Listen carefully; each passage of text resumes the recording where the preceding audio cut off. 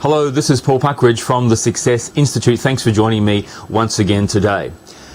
As many of you know, I travel Australasia and I meet many different managers from a variety of organisations, and I try and find out how they manage and how they work by asking them a series of questions. And one of the questions I'll often ask, and perhaps I've asked you if I've met you, is show me one of your agendas from a past team meeting.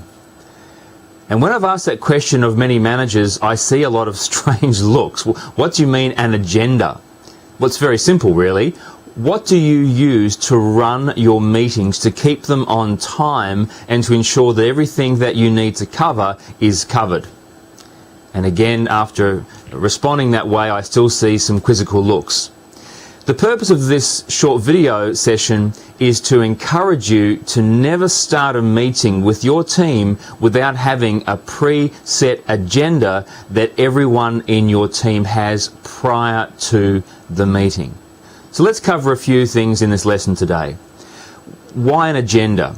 Well, an agenda informs everyone within the meeting that you're serious about running a meeting. It's going to state the start time, the finish time, who's going to attend, the location of the meeting if that's important. It's also going to state the 3, 4, 5 or 6 items on the meeting agenda in order of importance. Always start with the most important item first and go to the least important. If you run out of time, the matters that you won't discuss are probably the least important.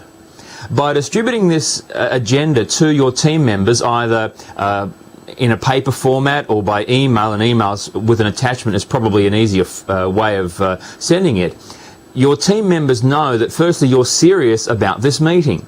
They can also see what's coming up for the next half hour. They can see agenda points 1, 2, 3. They also see who else is attending. This is especially important if other people from different departments or divisions or offices are attending your meeting. You encourage each team member to print this and to do some preparation. So perhaps one of the agenda items is for each person attending to do some thinking or to write something down or do some preparation, meaning that when they come along, they have to participate in some way. When you start the meeting, make sure everyone has their agenda on the table and use the agenda to guide you through your meetings.